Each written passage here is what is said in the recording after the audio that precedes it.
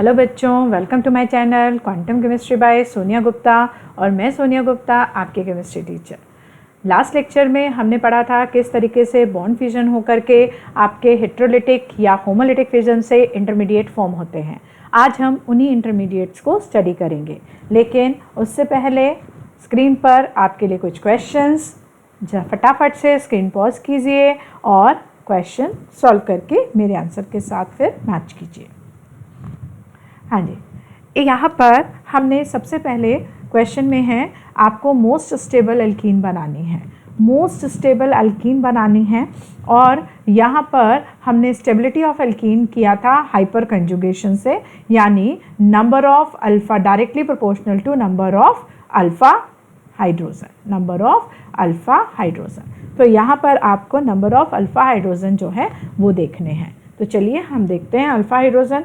यहाँ पर हमारा डबल बॉन्डेड जो carbon atom sp2 carbon atom रहते हैं वो हैं हमारे सिस्टम, और उसके साथ के अल्फ़ा हाइड्रोजन कौन से होंगे?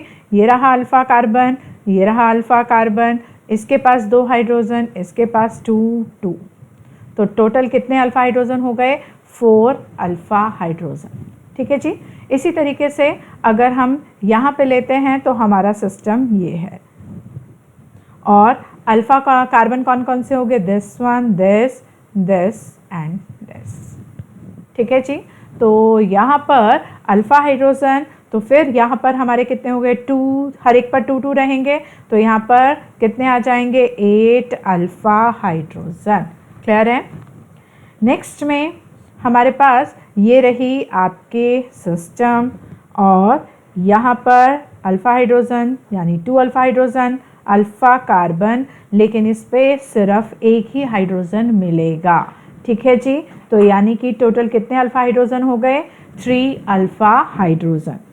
नेक्स्ट में हमारे पास ये रही सिस्टम और अल्फ़ा हाइड्रोजन, दिस वन। अब जब ये आपके कॉर्नर पर हैं तो यहाँ पर अल्फ़ा हाइड्रोजन 3 रहेंगे, क्योंकि आपको कार्बन की 4 वैलेंसी कंप्लीट करनी होती है। ठीक है जी। तो यहाँ पर टोटल अल्फ़ा हाइड्रोजन कितने हो गए? 6, 8 और 10 अल्फ़ा हाइड्रोजन। अब नंबर ऑफ अल्फ़ा हाइड्रोजन सबसे ज़्यादा किस में है? 4th में। उसके बाद किस में है जी? उसमें है 8th, यानी कि सेकेंड स्ट्रक्चर में 8 अल्फ़ा हाइड्रोजन। उसके बाद है after that 1 structure, and last में है जी आपकी 3rd structure. This is the stability order of given alkenes. ठीक है। नेक्स्ट क्वेश्चन में भी आपको कार्बोकेटाइन के, अब यहाँ पर आपको कार्बोकेटाइन के अल्फ़ा हाइड्रोजन काउंट करने हैं। तो यहाँ पर आपको स्ट्रक्चर कंप्लीट बनानी पड़ेगी। देखिए जी, ये CH है, इसके साथ 2 बॉन्ड, एक पॉजिटिव चार्ज है और 2 बॉन्ड पर इथाइल ग्रुप, यानी CH2 CH3। ठीक है जी, CH2 CH3। अल्फ़ा हाइड्रोजन कौन कौन से होंगे? दिस एंड दिस, यानी टोटल अल्फ़ा हाइड्रोजन कितने हो गए? 4। यहाँ उन्होंने स्टेबिलिटी नहीं पूछा, सिर्फ अल्फ़ा हाइड्रोजन पूछे हैं। इस स्ट्रक्चर में ज़रा बताएंगे अल्फ़ा हाइड्रोजन कौन से होंगे? अगर मैं सिस्टम ये मानती हूँ तो इसके अल्फ़ा हाइड्रोजन, एक तो ये अल्फ़ा कार्बन है और एक ये है।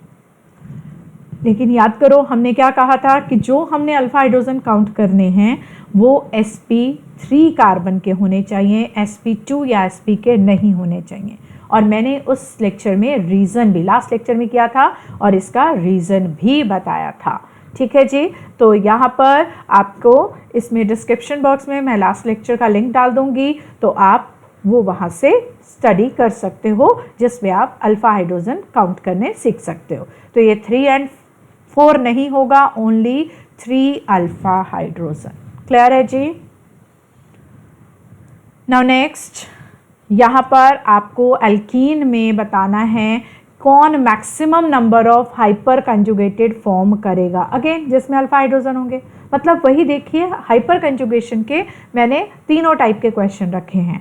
एक जिसमें आपको सीधा ही अल्फ़ा हाइड्रोजन काउंट करने दिए गए हैं, एक जिसमें स्टेबिलिटी ऑफ एल्कीन, वो भी अल्फ़ा हाइड्रोजन से ही रिलेटेड होगा। तीसरा number of hyper conjugation, number of hyper conjugated structure, वो भी नंबर ऑफ अल्फ़ा हाइड्रोजन के ही डायरेक्टली प्रोपोर्शनल रहेगा। तो इस स्ट्रक्चर में भी अल्फ़ा हाइड्रोजन काउंट करोगे। देखो जी, ये सिस्टम है, ठीक है, तो सिस्टम वाले काउंट नहीं करने हैं, तो यहाँ पे 0 अल्फा हाइड्रोजन, यहाँ पर सिस्टम ये है तो 3 अल्फा हाइड्रोजन। क्लियर?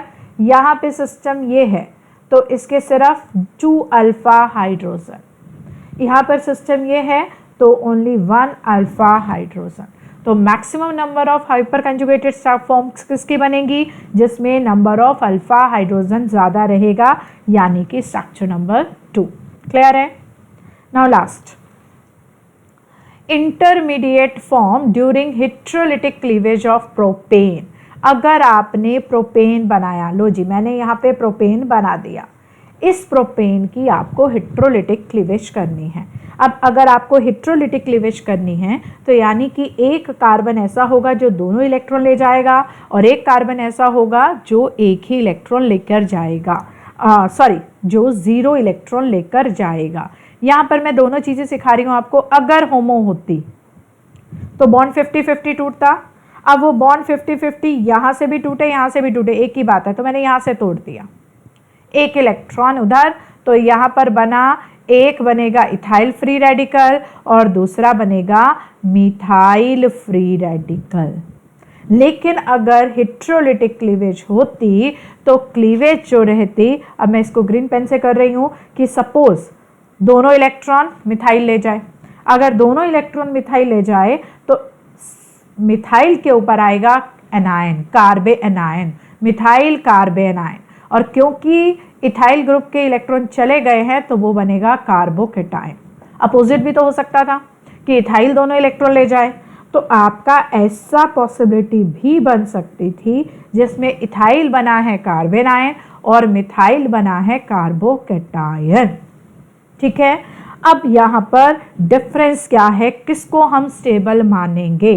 तो अब आप ये देखो, जो कार्बन आयन है, फिर से रिवाइज करा रही हूँ, carbon ion are inversely proportional to plus I. ठीक है जी, तो ये कार्बन आयन और यहाँ पर प्लस आई, तो यानी ये क्या हो गया, अनस्टेबल।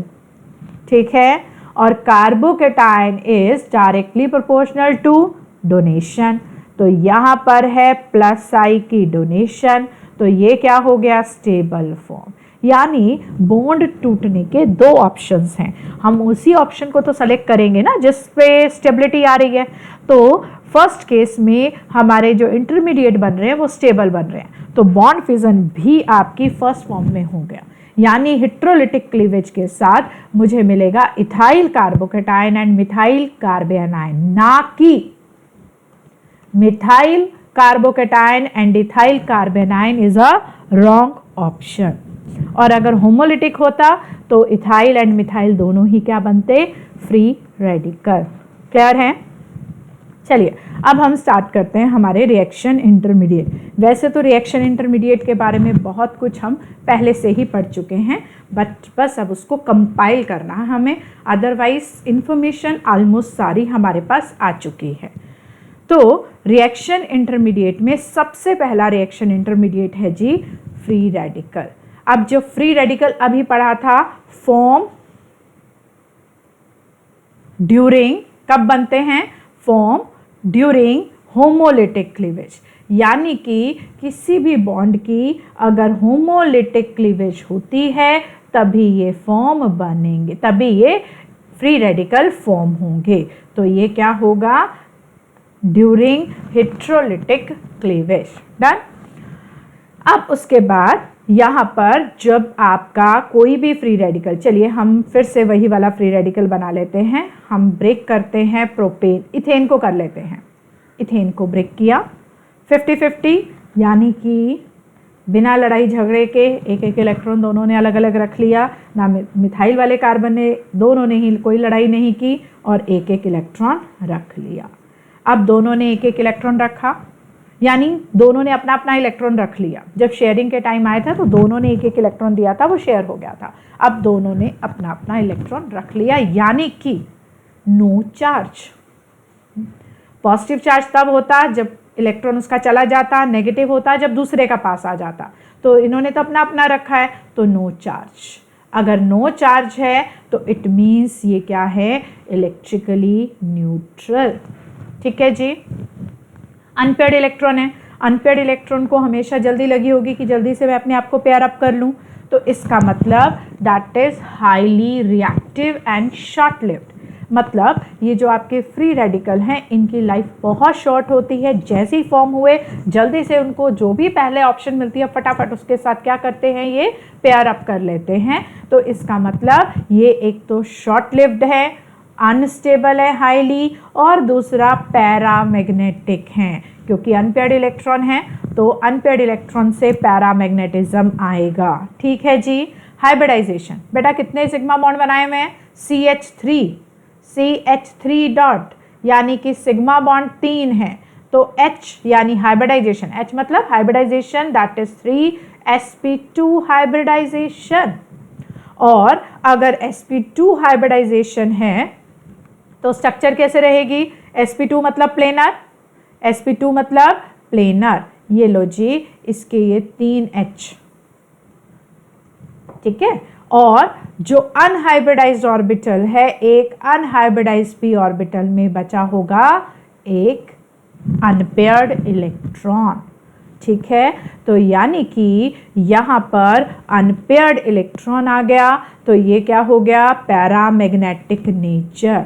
अच्छा, अब इसके टोटल नंबर ऑफ इलेक्ट्रॉन जरा काउंट करना, 2, एक बॉन्ड मतलब 2 इलेक्ट्रॉन, ठीक है ना, तो ये आ गया 6 और प्लस 1, ये वाला जी आपका 2, 2, 2 एंड 1, तो कितने आ गए, 7 electron in outermost shell.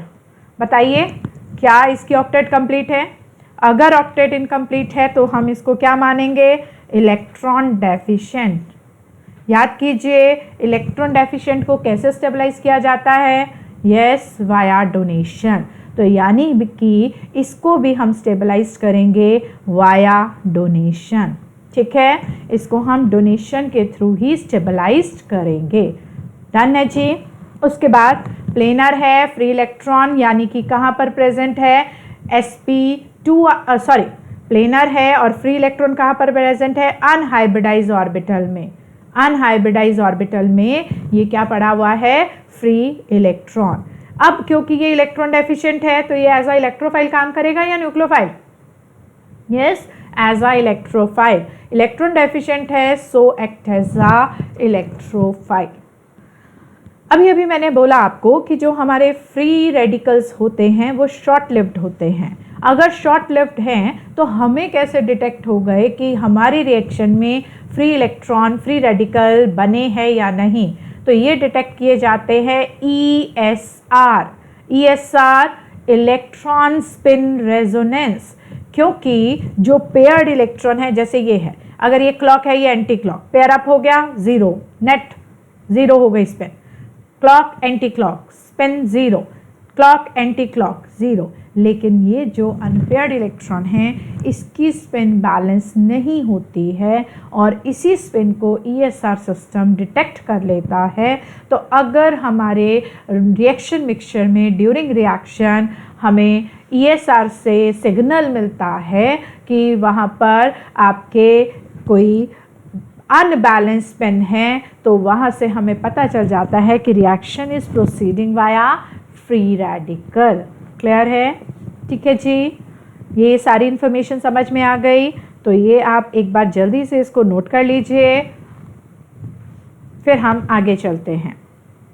अब हम बात करेंगे कि फ्री रेडिकल्स को हमने स्टेबलाइज कैसे करना है, और उसको स्टेबलाइज करने के लिए हम इसी पैटर्न को, इसी ऑर्डर को फॉलो करेंगे।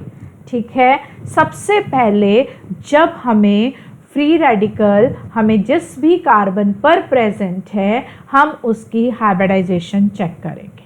अब हाइब्रिडाइजेशन कैसे चेक करेंगे, चलिए ये मैं क्वेश्चन के थ्रू आपको करा रही हूँ। फॉर एग्जांपल मेरे पास है ethyl free radical.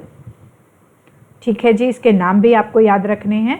This is ethyl free radical, ethyl. ठीक है, उसके बाद नेक्स्ट है vinyl, 2 carbon atom with 1 double bond, इसको हम कहते हैं vinyl, that is called vinyl free radical. और उसके बाद ये है बेंजीन रिंग के ऊपर आ जाए, this is called phenyl free radical. कौन सा है? Phenyl free radical. क्लियर? ये एक इंपॉर्टेंट क्वेश्चन भी है। CH2 दिस इज, इसमें डिफरेंस देखना है जी। ये फिनाइल है और ये बेंजाइल है। This is called benzyl free radical. सारे फ्री रेडिकल तो ही हैं। उसके बाद मैं नेक्स्ट आपको दे रही हूँ, नहीं ये नहीं देते हैं। अब हम बात करते हैं एलाइल स्केलेटन, मैंने आपको पहले भी बताया था। इन सब के नाम जो मैंने आपको लिस्ट कही थी, लिस्ट बना ली होगी, उस लिस्ट में ऐड कीजिए सबके नाम। This is called allyl free radical. And last one is CH triple bond C, acetylide free radical. एसिटाइलाइट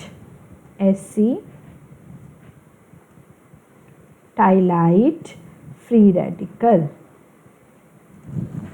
इन सब की हम हाइब्रिडाइजेशन भी सीखेंगे और स्टेबिलिटी भी सीखेंगे। ठीक है, तो सबसे पहले हमने अगर हाइब्रिडाइजेशन चेक करनी है तो number of sigma bond check करना है। और यहाँ पर हमने जो हमारा इफेक्टेड एरिया है, इफेक्टेड कार्बन है, उसी की हाइब्रिडाइजेशन चेक करने लगे हैं। तो इस कार्बन ने 2 यहाँ से और 1 CC बॉन्ड, यानी H = 3, यानी कि sp2 हाइब्रिडाइजेशन। ठीक है जी, क्लियर? अब यहाँ पर पाई बॉन्ड अगर डबल बॉन्ड है तो एक सिग्मा है, दूसरा क्या है? Pi bond. ठीक है, एक सिग्मा है और दूसरा क्या है? पाई। और CH सिग्मा है, तो H की वैल्यू क्या हो गई? 2। क्योंकि जो ये फ्री इलेक्ट्रॉन है, ये हम पहले ही बात कर चुके हैं, ये हाइब्रिडाइज ऑर्बिटल में नहीं है। ये कहाँ पर है? हमारा अनहाइब्रिडाइज ऑर्बिटल में है। तो सिर्फ सिग्मा बॉन्ड ही हाइब्रिडाइज ऑर्बिटल में एग्जिस्ट करेंगे। पाई बॉन्ड तो होता ही है, वेल नॉन है अनहाइब्रिडाइज के अंदर। तो यानी कि H2 तो क्या हो गया? sp hybridization. कौन सी हाइब्रिडाइजेशन आ गई? sp। तो अगर आपको क्वेश्चन आ जाए, अकेला ही आ जाता है, विनाइल फ्री रेडिकल की हाइब्रिडाइजेशन बताइए, क्या लिखोगे आप? sp hybridization. ठीक है जी। अब यहाँ पे थोड़ा सा ट्विस्ट है, इसलिए इसको हम स्टार बना लें। अगर मैं इसको सिग्मा बॉन्ड से काउंट करूं, इस कार्बन को, इफेक्टेड कार्बन को, सिग्मा, ये अनहाइब्रिडाइज ऑर्बिटल में ये 2 सिग्मा और 2 अनहाइब्रिडाइज ऑर्बिटल होनी चाहिए थी। इस हिसाब से H क्या था? सिग्मा कितने हैं? 2। अगर 2 है तो हाइब्रिडाइजेशन होगी sp। sp में जो बॉन्ड एंगल होता है वो होता है 180। लेकिन रिंग में कभी भी लीनियर पॉसिबिलिटी नहीं होती है, लीनियरिटी की पॉसिबिलिटी यहाँ पर नहीं हो सकती। क्या करें? इसके पास एक ट्रम्प कार्ड है, अपने फ्री इलेक्ट्रॉन को वो शिफ्ट कर सकता है, पाई बॉन्ड को तो नहीं शिफ्ट कर सकता। तो यानी कि यहाँ पर हो जाएगा बेटा 2+1। 2+1 का मतलब क्या हो गया? फ्री इलेक्ट्रॉन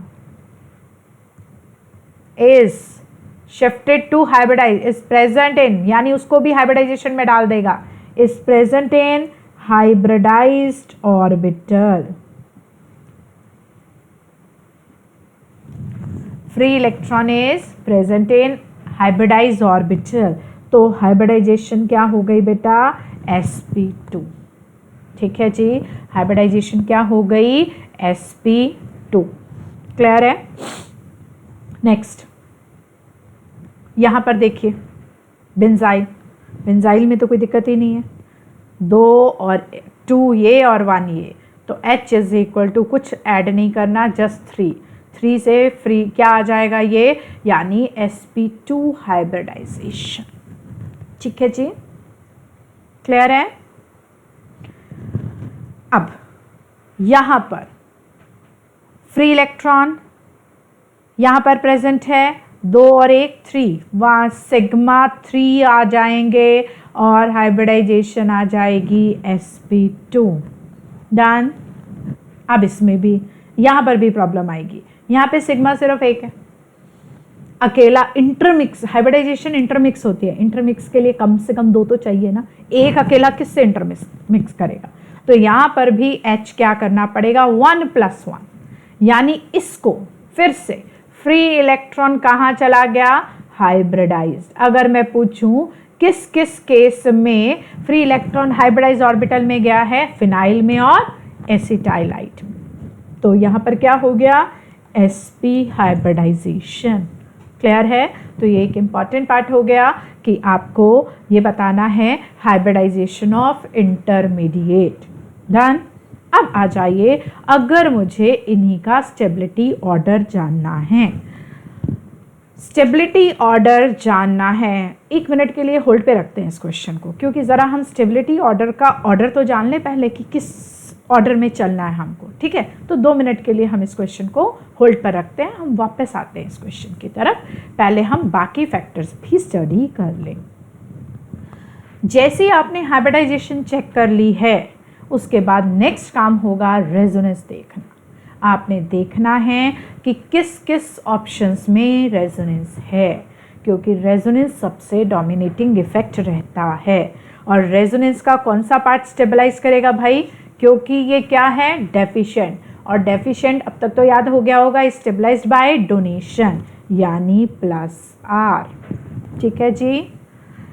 इंडक्टिव और हाइपर कंजुगेशन में डोमिनेटिंग कौन है, हाइपर कंजुगेशन, यानी अगर alpha hydrogen proportional to alpha hydrogen, मैं अल्फा ऐसे लिख लेती हूँ, नहीं तो प्रोपोर्शनल से मिक्स कर जाएगा वो, that is proportional to alpha hydrogen. जितने ज़्यादा अल्फा हाइड्रोजन होंगे उतनी ही स्टेबिलिटी यहाँ पर ज़्यादा रहेगी। क्लियर है।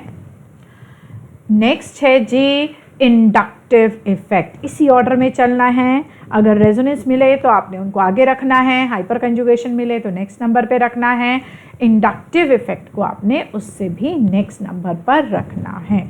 इंडक्टिव इफेक्ट यानी again donation plus I effect. ठीक है, तो इन्हीं पॉइंट से आपने स्टेबिलिटी ऑर्डर जानना है। ठीक है जी। चलो अब मैं आपको कुछ क्वेश्चंस, पहले ऊपर वाले क्वेश्चन पे अभी आ रही हूँ, याद है मुझे, लेकिन उससे पहले आप मुझे ये क्वेश्चन सॉल्व करके बताइए। कौन सा फ्री रेडिकल है ये, phenyl free radical. Yes,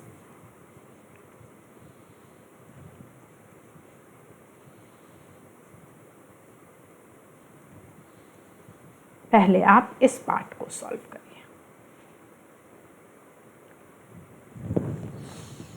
and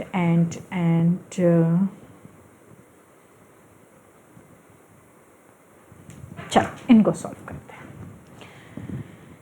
इसमें से ढूंढिए रेजोनेंस किस किस पोर्शन में है, किधर किधर रेजोनेंस है। इधर रेजोनेंस दिख रही है आपको, दिख रही होगी लेकिन गलत दिख रही है वो, क्योंकि 2 active site should be separated by single bond, और यहाँ पर 2 एक्टिव साइट हैं तो सही but not separated by single bond. ठीक है जी। एक और कारण भी है, जो फिनाइल था वो sp पाई बॉन्ड, वहाँ से आप कंफ्यूज हो जाओगे, रहने दो उसको ना।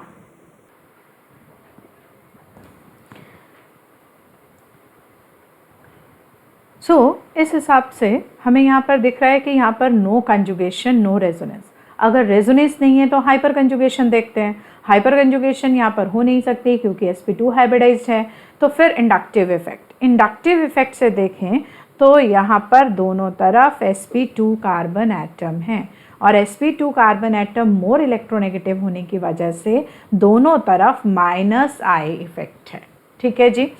अब यहाँ पर आपका, यहाँ पर भी कोई रेजोनेंस नहीं है, रेजोनेंस तो नहीं है लेकिन यहाँ पर रेजोनेंस नहीं है, हाइपर कंजुगेशन ज़रूर है, वो भी कितने अल्फा हाइड्रोजन के साथ। आपने इसी ऑर्डर में चेक करना है बेटा। हाइब्रिडाइजेशन पहले चेक कर लेनी है। हाइब्रिडाइजेशन यहाँ पर sp2 ही है, उसके बाद रेजोनेंस है नहीं। अल्फा हाइड्रोजन कितने हैं, 4 अल्फा हाइड्रोजन। अब यहाँ पर और इधर, इन दोनों केसेस में रेजोनेंस है, इधर मोर रेजोनेंस, लेकिन रेजोनेंस यहाँ पर भी है। ठीक है, तो मोर रेजोनेंस वाला क्या रहेगा, कंपैरेटिवली ज़्यादा स्टेबल रहेगा। ठीक है जी। और हाइपर कंजुगेशन भी है, देखिए यहाँ पर 2 अल्फा हाइड्रोजन, यहाँ पर भी 2 अल्फा हाइड्रोजन, तो वो तो बैलेंस हो गया। तो मोर रेजोनेशन, मोर रेजोनेंस, मोर स्टेबल, फिर रेजोनेंस, लेस रेजोनेंस वाला, और फिर आपने हाइपर कंजुगेशन मानना है। अब यहाँ देखो, ये लास्ट में यहाँ पर रेजोनेंस तो नहीं है, ठीक है जी। और यहाँ पर आपका क्या रहेगा, 3 अल्फा हाइड्रोजन। कितने अल्फा हाइड्रोजन है, 3 alpha hydrogen. Overall stability order अब बनाइए चलिए जल्दी से। यहाँ पर सबसे ज़्यादा स्टेबल है जी 4th, फिर उसके बाद है 3rd, यस। तो पहले रेजोनेंस वाले दोनों आगे कर दिए, अब हाइपर कंजुगेशन वाले। तो 4 अल्फा हाइड्रोजन 2 एंड 5 वाला आ जाएगा जिसमें 3 अल्फा हाइड्रोजन है, एंड लास्ट वाला आएगा -I, क्योंकि that is inversely proportional to -I। ठीक है जी। तो इस तरीके से आप इसके स्टेबिलिटी ऑर्डर डिसाइड कर सकते हैं। और देखिए यहाँ पर अगर मैं आपको कहती हूँ ट्राइफिनाइल फ्री रेडिकल, ठीक है जी, डाइफिनाइल फ्री रेडिकल, फिर उसके बाद है आपका बेंजाइल फ्री रेडिकल, ठीक है जी, बेंजाइल फ्री रेडिकल, और उसके बाद है हमारे पास एलाइल फ्री रेडिकल।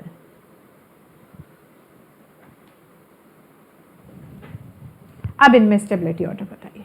देखिए मैंने सारे रेजोनेंस वाले दिए हैं, सारे रेजोनेंस वाली ऑप्शंस हैं। यहाँ पे 3 फिनाइल हैं, सबसे ज़्यादा रेजोनेंस, फिर 2 फिनाइल, फिर उसके बाद 1 फिनाइल, और यहाँ पर एलाइल में भी याद है ना, दिस इज एलाइल, ठीक है। और एलाइल के अंदर भी यहाँ पर आपकी रेजोनेंस, एक मिनट जी, यहाँ पर मैंने बनाते हुए थोड़ा सा एलाइल नहीं, ये प्रोपीन लिख दिया बच्चे, एलाइल ये होगा, ठीक है, दिस इज एलाइल, क्लियर। तो एलाइल आ गया, तो यहाँ पर दिस इज द, सब में रेजोनेंस है, मोर रेजोनेंस मोर स्टेबिलिटी, और this is your stability order, ठीक है जी। उसके बाद अब मैं आपको दे रही हूँ टर्शरी फ्री रेडिकल। देखिए this is tertiary free radical. अब यहाँ रेजोनेंस नहीं है, जब रेजोनेंस नहीं है तो नेक्स्ट किसको चेक करोगे, हाइपर कंजुगेशन। जल्दी से अल्फा हाइड्रोजन जल्दी जल्दी चेक कर लीजिए, साथ साथ मैं बना रही हूँ और साथ साथ आपका आंसर सॉल्व होना चाहिए। अल्फा हाइड्रोजन का जल्दी देखिए, इथाइल फ्री रेडिकल, और this is methyl free radical, ठीक है। अब जरा आप देखिए यहां पर कितना है, दैट इज 9 अल्फा हाइड्रोजन, यहां पर भी 6 alpha hydrogen, 3 alpha hydrogen, 0 alpha hydrogen. तो स्टेबिलिटी ऑर्डर क्या रहेगा, दिस। और resonance is better than that of hyper conjugation, तो ये पूरा का पूरा सेट आपका, ये पूरा का पूरा सेट आपका आफ्टर दिस आ जाएगा। तो अगर मुझे कनेक्ट करना है तो ये आपका फर्दर ऑर्डर बन जाएगा, क्लियर है। अब एक और सेट तैयार करते हैं हम, मुझे जल्दी से बताइए, ये है आपका विनाइल फ्री रेडिकल, और ये आपका है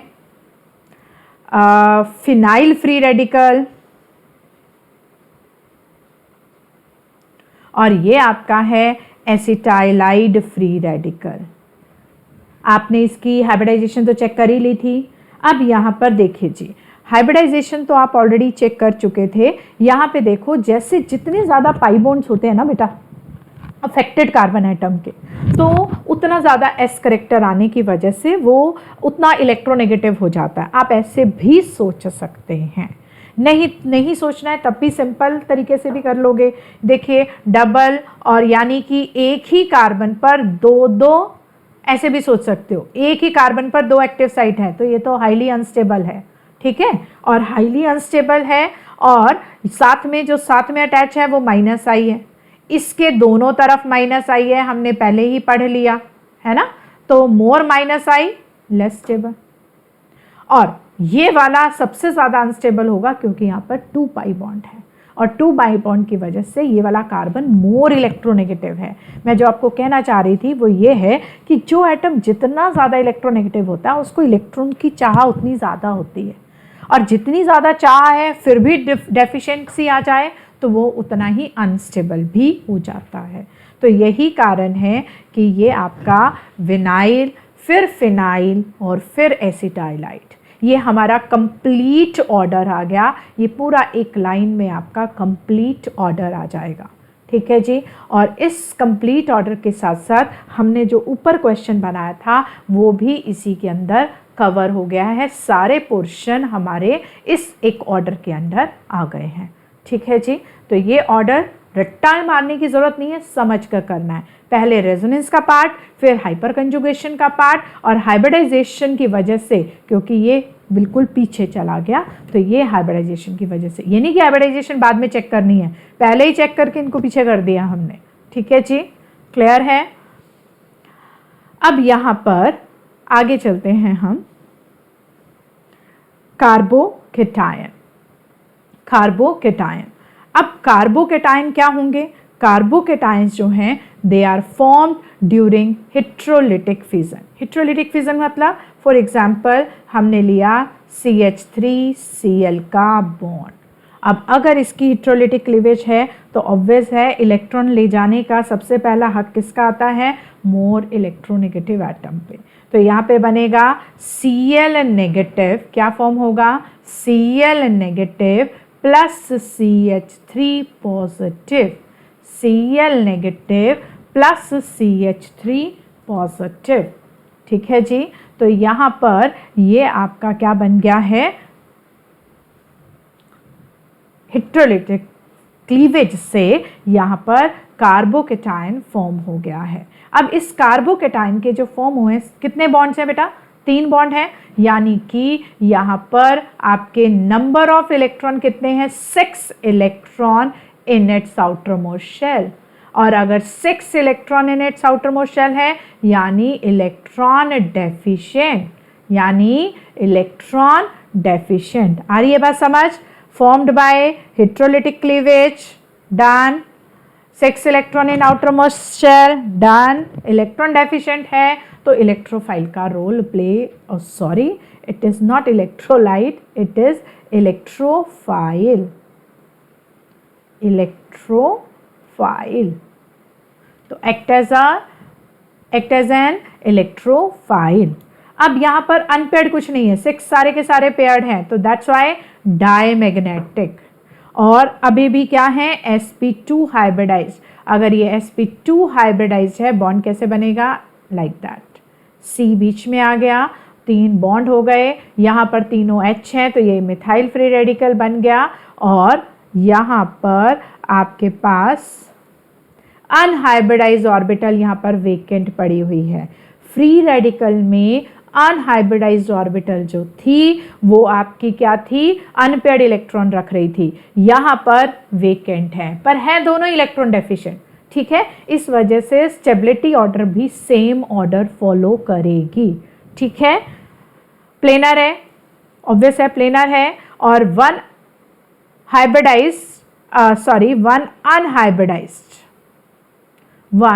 unhybridised p orbital is vacant, ठीक है। तो अनहाइब्रिडाइज्ड p ऑर्बिटल क्या है? यहाँ पर वेकेंट पड़ी हुई है। क्लियर है? ठीक है जी, आगे चलें। यहाँ से अब अगर हम इसकी स्टेबिलिटी के बारे में बात करें तो again it is stabilized by hybridisation.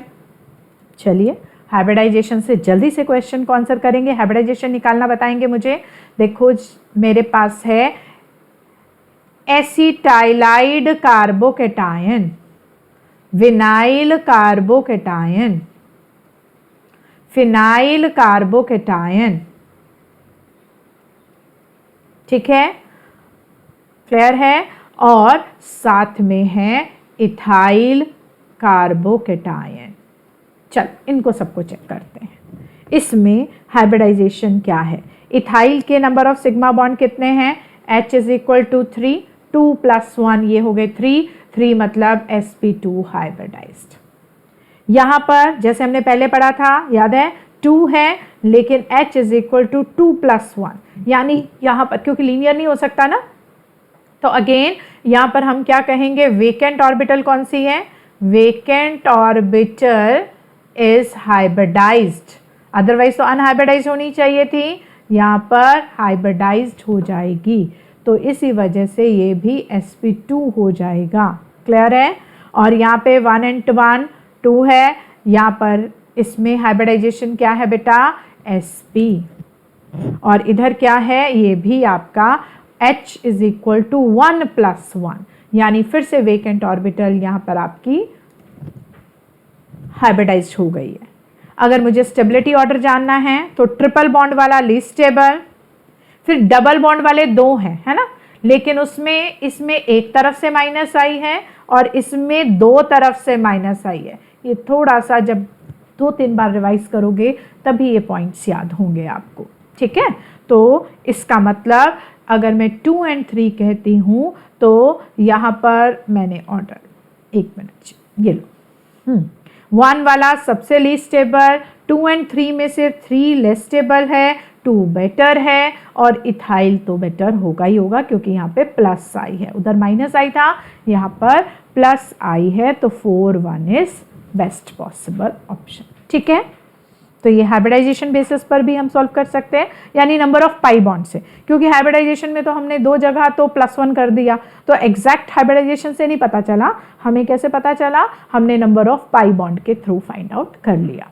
ठीक है, मोर number of pi bond more electronegative, more electronegative अगर होगा तो more requirement of electron, deficiency है तो वो अनस्टेबल हो जाएगा।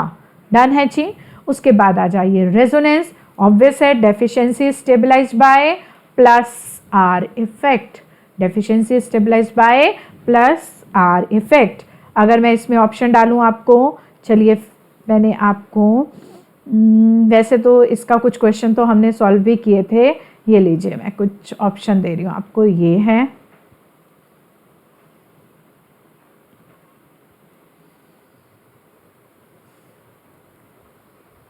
दिस वन, ठीक है, और इसमें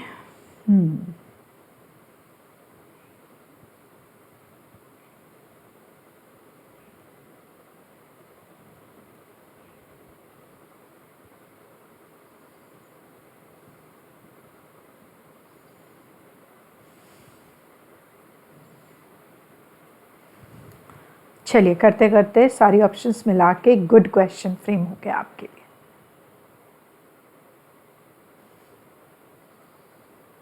CH2 पॉजिटिव और यहाँ पर मैं डाल रही हूँ OCH3।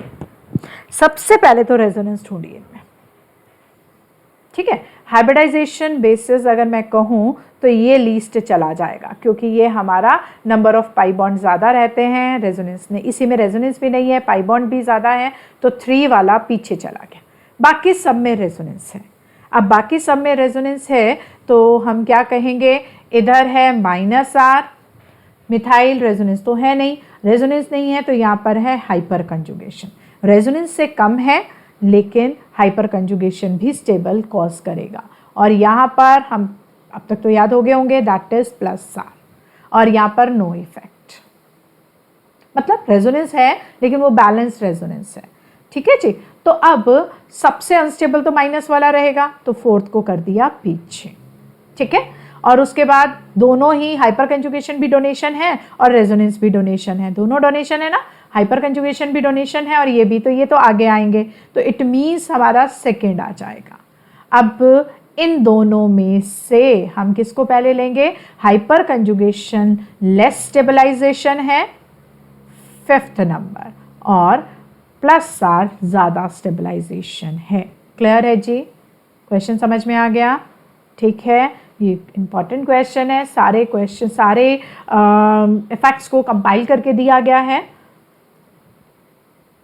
एक्चुअली इसमें मैंने आपको पहले ही बता चुकी हूँ कि यहाँ पर ये जो कार्बोकेटाइन है ये भी हमारे उसी ऑर्डर में स्टेबलाइज होंगे जैसे कि हमारे क्या हुए थे फ्री रेडिकल।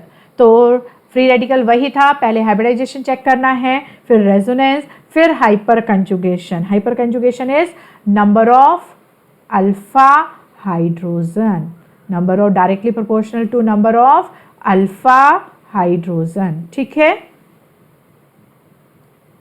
और इंडक्टिव इफेक्ट भी आई इफेक्ट। ठीक है, तो उनको कंपाइल करके हमने क्वेश्चन वहाँ पर पहले से ही ऑलरेडी कर लिया है। डन। तो ये हमारे कार्बोकेटाइन की स्टेबिलिटी हो गई। अब यहाँ पर मेरे कुछ क्वेश्चंस हैं, इनको भी ज़रा हम सॉल्व कर लेते हैं कार्बोकेटाइन की स्टेबिलिटी को लेकर के। ठीक है, तो कार्बोकेटाइन की स्टेबिलिटी को लेकर के अब ज़रा देखो, एक और चीज़ मैं ज़रा आपको स्टार पॉइंट लिख दूँ, ये हाइपर कंजुगेशन के अंदर ही आप ऐड कर लेना कि हाइपर कंजुगेशन भी रेजोनेंस की तरह सिर्फ ऑर्थो पैरा डायरेक्शन से ही लगते हैं। On benzene ring can operate only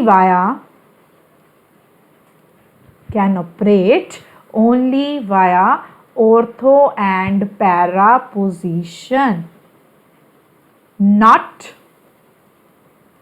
via Meta position. Meta position से नहीं ऑपरेट होगा। ठीक है जी, चलिए ये कुछ क्वेश्चंस स्टेबिलिटी ऑर्डर के लिए। हाँ जी बच्चे देखिए, मेटा पोजीशंस है ना रेजोनेंस काम करेगा और ना ही यहाँ पर आपका रेजोनेंस होगा, ना ही हाइपर कंजुगेशन होगा, सिर्फ आपका क्या लगेगा, इंडक्टिव इफेक्ट। मतलब ठीक है, बेंजीन की स्टेबिलिटी तो है, लेकिन सब्स्टिट्यूएंट की कुछ नहीं है यहाँ पर। ठीक है, और हाइब्रिडाइजेशन सबकी बराबर है, सारे CH2 पॉजिटिव है, कोई पाई बॉन्ड्स है नहीं यहाँ पे, तो इसको हमने काउंट सिर्फ किससे करना है, इंडक्टिव इफेक्ट से ही सॉल्व होने वाला है। तो यहाँ पर H, D और T, बताइए किसका प्लस साइज ज़्यादा होता है, याद है TDH, TDH, यानी कि T is more stable than D than H। हो गया क्वेश्चन। ठीक है, उसके बाद अगर यही आपके TDH पैरा पोजीशन पर आ जाए, हाइब्रिडाइजेशन का नो रोल, देन रेजोनेंस सब में बेंजीन की बराबर, ये ग्रुप किसी में भी रेजोनेंस का हिस्सा नहीं है। तो next is hyper conjugation. Hyper conjugation में हमने रिवर्स ऑर्डर लिखा था, T is less than D than H। इसका मतलब H3 का जो होगा that is more stable than deuterium and then tritium. ठीक है जी, तो यहाँ पर ये ऑर्डर रहेगा। नाउ नेक्स्ट, ये भी आपके कुछ कार्बोकेटाइन 3 दिए हुए हैं, इसमें सबसे पहले रेजोनेंस सर्च करिए, दिख रहा है, plus single no resonance, plus single lone pair. जैसे ऑक्सीजन देखो भाई, 2 लोन पेयर पहले ही डाल दो, न्यूट्रल ऑक्सीजन है तो 2 लोन पेयर होंगे ही होंगे। ठीक है, तो यहाँ पर आप अगर देखें तो कौन ज़्यादा रेजोनेंस यहीं पर है, तो रेजोनेंस वाला सबसे ज़्यादा स्टेबल हो गया 2, बाकी में रेजोनेंस नहीं है। अगर ऑक्सीजन रेजोनेंस का हिस्सा नहीं है तो -I इफेक्ट डालेगा। ठीक है, अब -I डिस्टेंस पर डिपेंड करता है, तो डिस्टेंस कम किसका है, ये जो कम डिस्टेंस पर है वो ज़्यादा विड्रॉल कर लेगा। ज़्यादा विड्रॉल मतलब ज़्यादा अनस्टेबल, है ना, कि मतलब बैगर के कटोरे में से उसने मनी विड्रॉल कर ली। ठीक है जी, और 3 इज बेटर देन 1। डन। अब चाहे तो हमने कार्बेनाइन नहीं किया है, लेकिन ऐसा नहीं है कि हम इसका क्वेश्चन अभी नहीं कर सकते हैं, हम इसको भी स्टडी कर ही सकते हैं या होल्ड पे रखें। चलो वापस आते हैं इसके ऊपर, कार्बेनाइन को पढ़ करके हम वापस आते हैं। लेकिन इसके साथ ही अब ये मेरे दिमाग में ताज़ा एक क्वेश्चन निकल रहा है, पहले उसको सॉल्व कर लिया जाए। CF3 positive and CCl3 positive, इन दोनों में से आप किसको स्टेबलाइज शो करोगे? स्ट्रक्चर बना लें ज़रा ताकि आपको अच्छे से दिख जाए। ये लो जी,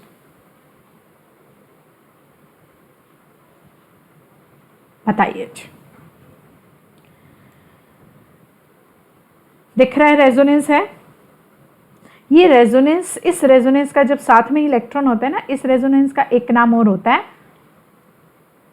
P pi back bonding, back bonding.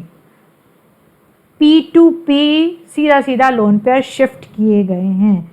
This is the example of p pi back bonding. ठीक है जी। अब ये अगर पी पाई बैक बॉन्डिंग है तो फिर ये तो स्टेबल हो जाएगा। अब ऐसे तो आप कहोगे कि यहाँ पर क्या कसर है मैम, यहाँ पर भी तो पी पाई बॉन्डिंग है, लेकिन यहाँ 2p कार्बन की, फ्लोरीन की भी 2p से 3p में बैक बॉन्डिंग उतनी इफेक्टिवली नहीं हो पाएगी। इसका मतलब यहाँ पर no effective back bonding, no effective back bonding, no effective back bonding, and that's why कौन सी ज़्यादा स्टेबल हो जाएगी, CF3 positive is more stable than that of CCl3 positive. Clear है? ठीक है जी। चलिए अब हम हमारे नेक्स्ट पर चलते हैं, कार्बे एनायन। सॉरी, एक बार और वापस आते हैं। एक और चीज़ हमारी ओवरऑल ऑर्डर रह गया। ओवरऑल ऑर्डर क्या रहेगा यहाँ पर? Again triphenyl due to resonance, diphenyl, और उसके बाद आना चाहिए था बेंजाइल। यहाँ पर थोड़ा सा, एक मिनट मैं आपको पीछे ज़रा स्लाइड पे लेके चलती हूँ, जहाँ पे मैंने फ्री रेडिकल का स्टेबिलिटी ऑर्डर लिखा था। छोटा सा यहाँ पे फ्री रेडिकल के और इसमें एक ट्विस्ट रहेगा। वो ट्विस्ट ये रहेगा कि यहाँ पर जो हमारा फिनाइल है वो हमारा टर्शरी से लेस स्टेबल हो जाएगा। ठीक है जी। अब यहाँ पर हमारा जो स्टेबिलिटी ऑर्डर आने वाला है,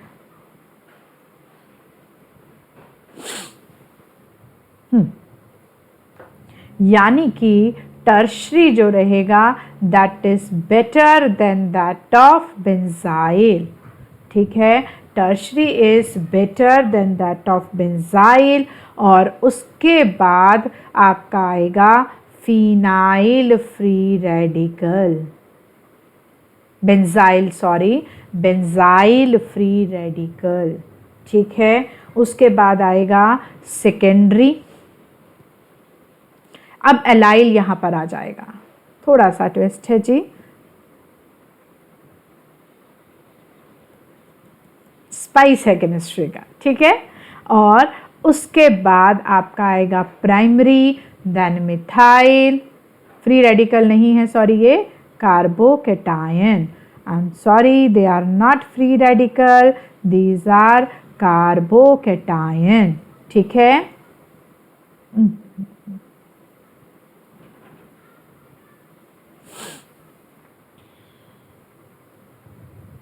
CH3 and then विनाइल, फिर फिनाइल, और लास्ट है एसिटाइलाइट।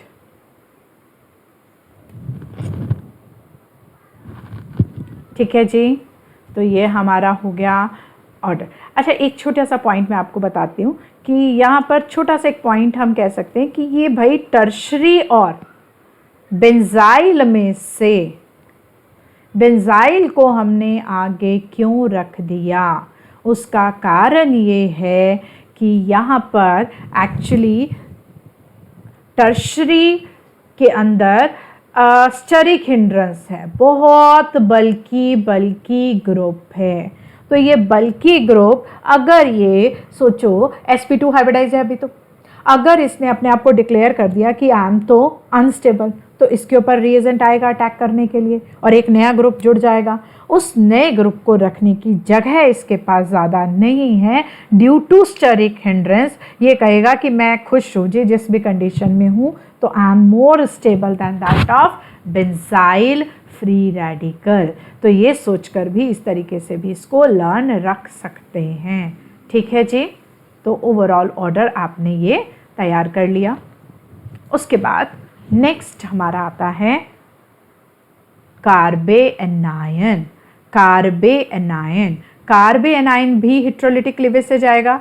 अगर CH3 के पास कोई इलेक्ट्रोपॉजिटिव ग्रुप आ जाए जैसे मैग्नीशियम, तो जब ब्रेक होगी तो मैग्नीशियम इलेक्ट्रॉन लेकर नहीं जाएगा और आपका क्या फॉर्म होगा, carbanion plus Mg positive Br जो भी है, और ये आ जाएगा और यहाँ से आपको बनेगा कार्बे एनायन। अब ये जो कार्बे एनायन है इसके पास 3 और ये नेगेटिव चार्ज भी हम हमेशा कहते हैं पेयर ऑफ इलेक्ट्रॉन की तरह ही हैं, तो that's why 8 electron in its outermost shell. अब क्योंकि पूरे 8 है तो सिस्टम सैचुरेटेड है, और यही कारण है सैचुरेटेड होने की वजह से ही ये हमारा हाइपर कंजुगेशन इस पर काम नहीं करता है। ठीक है जी, क्योंकि वो सिर्फ अनसैचुरेटेड सिस्टम के लिए ही बना है। डन। और क्योंकि यहाँ पर इलेक्ट्रॉन रिच है, दिख रहे हैं, अब अगर ये इलेक्ट्रॉन रिच है तो इसीलिए ये एज अ न्यूक्लियोफाइल भी रहेगा। रिएक्टिव तो सारे इंटरमीडिएट हैं, ये भी हाईली रिएक्टिव है। हाइब्रिडाइजेशन, इसका जो ये पेयर ऑफ इलेक्ट्रॉन है ये हाइब्रिडाइज ऑर्बिटल में चला जाए, 3 बॉन्ड, तो टोटल हो गए 4 sp3 हाइब्रिडाइज्ड। ठीक है, तो इसकी जो शेप होगी वो कैसे रहेगी, sp3 हाइब्रिडाइज्ड, 1 लोन पेयर और 3 hydrogen, that is pyramidal structure. और पिरामिडल किसकी होती है, अमोनिया की भी रहती है, that's why it is isostructural with ammonia. किसके साथ आइसोस्ट्रक्चरल हैं, अमोनिया के साथ आइसोस्ट्रक्चरल हैं। क्लियर, तो ये क्या है, पिरामिडल शेप। क्लियर है। अब यहाँ पर अगर हम इसकी स्टेबिलिटी के बारे में बात करें कि कार्बे एनायन को कैसे स्टेबलाइज किया जा सकता है, अगेन हाइब्रिडाइजेशन। चलिए हाइब्रिडाइजेशन कर लेते हैं एक बार। CH3 CH2 negative, CH2 vinyl carbanion, acetylide carbanion, ठीक है, और फिनाइल कार्बे एनायन। हाइब्रिडाइजेशन यहाँ पर एक और चीज़ की इंपॉर्टेंट है, थोड़ा सा स्पाइस है हमारा केमिस्ट्री में। CH2 नेगेटिव, यानी स्पाइस मतलब यहाँ पर एक्सेप्शनल में चलेगा। ठीक है, एक्सेप्शनल को ही हम स्पाइस का नाम देते हैं। तो उसके बाद है जी एलाइल कार्बे एनायन। याद हुए कि नहीं नाम, नहीं हुए तो कर लीजिए। एलाइल, फिनाइल, बेंजाइल, एसिटाइलाइड और विनाइल। ठीक है, अब देखिए ज़रा, यहाँ पर नेगेटिव चार्ज भी हाइब्रिडाइजेशन में जाएगा। तो यहाँ पर पूरे 1 2 3 और 4, H is equal to 4 sp3, 1 2 3, H is equal to 2 sp2। ठीक है, एसिटाइलाइड 2, ये 1 और ये 1, यानी H is equal to 2 sp, 1 2 और ये 1 sp2। ये क्या है, अब यहाँ पर मैं आपको कह रही थी कि यहाँ पर थोड़ा सा एक्सेप्शनल है। वो क्या है कि बेंजाइल पर कार्बन एटम पर अगर देखा जाए तो बॉन्ड कितने हैं, 2 और 1 3, और ये भी इधर होना चाहिए sp3। अगर इसने अपने आप को डिक्लेयर कर दिया कि आई एम तो sp3 हाइब्रिडाइज्ड, तो इसको रेजोनेंस नहीं मिलने वाली, क्योंकि ये अदरवाइज चार्ज रेजोनेंस के अंडर आता है। Charge single bond double bond, यानी कि इसका चार्ज रेजोनेंस का हिस्सा बन सकता है, लेकिन उसके लिए इसको अपने आप को sp2 डिक्लेयर करना पड़ेगा, और ये ऐसा ही करेगा। sp2 करके ये क्या कहेगा कि भाई मैं sp2 हाइब्रिडाइज्ड हूँ, यानी नेगेटिव चार्ज कहाँ कर दिया, अनहाइब्रिडाइज्ड ऑर्बिटल में डाल दिया, क्योंकि ये थोड़ा बहुत इनके पास लाइफलाइन रहती है कि शिफ्ट कर सकते हैं चार्ज को। तो अनहाइब्रिडाइज्ड ऑर्बिटल में इसने इसको डाल दिया, तो ये क्या हो गया, sp2 हाइब्रिडाइज। तो जब भी कार्बन एनाइन को देखो कि वो, मेरी बात को मार्क कर लीजिए, ये जो भी मैं बोलने जा रही हूँ, जब भी आप ये देखते हो कि आपका नेगेटिव चार्ज रेजोनेंस का हिस्सा है तो उसको sp2 हाइब्रिडाइज बोलोगे, लेकिन अगर वो रेजोनेंस का हिस्सा नहीं है तो वो sp3 हाइब्रिडाइज्ड ही कहलाएगा। क्लियर है? ठीक है। अब यहाँ पे भी देखो, negative charge is the part of negative single double resonance, तो इसका मतलब ये भी क्या हो गया, sp2। अब जितना ज़्यादा s करेक्टर होता है उतनी इलेक्ट्रोनेगेटिविटी हाई रहती है।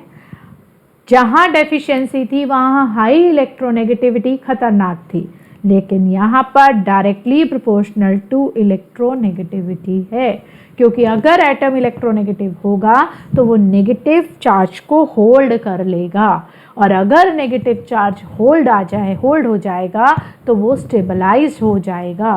क्लियर है? स्टेबिलिटी ऑर्डर हम बाद में वैसे ही इकट्ठा बनाएंगे। रेजोनेंस हमें -R चाहिए, है ना? ठीक है जी। हाइपर कंजुगेशन होगा नहीं। इंडक्टिव भी हमें क्या चाहिए, -I चाहिए। तो चलिए ऑर्डर बनाते हैं। ट्राइफिनाइल दिस, कौन सा ज़्यादा स्टेबल है बेटा? फिर सॉरी मैंने बनाया तो है नहीं है, किससे कंपेयर करवाऊं? हाँ जी, ये आ गया डाइफिनाइल बेंजाइल, तो दिस, ठीक है। लेकिन इन सबसे ज़्यादा स्टेबल है आपका एसिटाइलाइड, क्योंकि ये मोर इलेक्ट्रोनेगेटिव है तो ये ज़्यादा स्टेबल है। ऐसे ही अब आपका नेक्स्ट आएगा विनाइल, क्योंकि यहाँ पर भी इलेक्ट्रोनेगेटिविटी ठीक ठाक है, ठीक है। फिर उसके बाद आएंगे अल्काइल कार्बेनाइन। अल्काइल में हमने पढ़ चुके हैं मिथाइलिस, हम इंडक्टिव इफेक्ट के लेक्चर में, यानी आप सेकेंड लेक्चर जिसको हम डिस्क्रिप्शन में डाल देंगे वहाँ पर देख सकते हो, वहाँ पर भी हमने कार्बोकैटायन और कार्बेनाइन की stability via inductive effect explain की हुई है, तो आप उसको भी ज़रूर चेक कीजिएगा। ठीक है जी। CH3 नेगेटिव, फिर उसके बाद CH3, क्योंकि यहाँ पर प्लस आई आ रहे हैं और जैसे जैसे प्लस आई आएंगे वैसे वैसे यहाँ पर इसकी स्टेबिलिटी कम होती चली जाएगी। ठीक है जी। और उसके बाद है टर्शरी। ठीक है, क्लियर है? तो यहाँ से आप इनकी स्टेबिलिटी ऑर्डर बना सकते हैं। क्लियर है जी? ठीक है। हाँ जी, चलिए अब इसके बाद हमारा जो एक क्वेश्चन है, CF3 negative and CCl3 negative, इनमें से आप किसको ज़्यादा स्टेबल डिक्लेयर करोगे? ठीक है, इसमें आपने कैसे करना है, CFF नेगेटिव चार्ज। यहाँ पे फ्लोरीन जो है, यहाँ पर वो तो इलेक्ट्रॉन लेके नहीं जा सकता, इधर की तरफ मूवमेंट तो नहीं हो सकती, नो रेजोनेंस, तो सिर्फ फ्लोरीन का -I इफेक्ट देखा जाएगा। जबकि CCl3 के अंदर हमने क्या करना है, यहाँ पर हमने पहले भी कहा था d orbital resonance can be possible, vacant d orbital, ये हम पहले भी यूज कर चुके हैं। हाँ जी, जहाँ पे हमने रेजोनेंस का लेक्चर 1 किया था वहाँ पे हमने इसको पढ़ा था, तो हम इसका भी डिस्क्रिप्शन बॉक्स में डाल देंगे लिंक, तो आप वहाँ से देख सकते हो। तो वेकेंट डी ऑर्बिटल में की वजह से ये भी क्या होगा, ये स्टेबल हो जाएगा रेजोनेंस की वजह से, और रेजोनेंस जो होती है वो ज़्यादा बेटर रहती है, that's why it is more stable than that this. अभी वैसे तो हमारा टाइम काफ़ी हो गया, लेकिन अभी एक क्वेश्चन और मैं आपको ज़रा बता दूं, CHCl3 CHF3 which one is more acidic, acidic का मतलब क्या होता है, H को रिलीज कर देना, CCl3 नेगेटिव, और ये क्या बनाएगा, CF3 नेगेटिव। अभी हमें पता है प्लस H पॉजिटिव, इसमें एरो भी मैं चेंज कर देती हूँ एसिड्स में।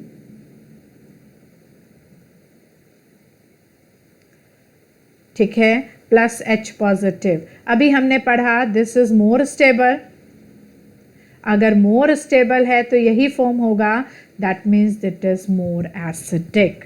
ठीक है, और जो हम प्रीवियस स्लाइड के ऊपर अपना क्वेश्चन छोड़कर आए थे वो भी यहीं से सॉल्व होगा, डी ऑर्बिटल रेजोनेंस से।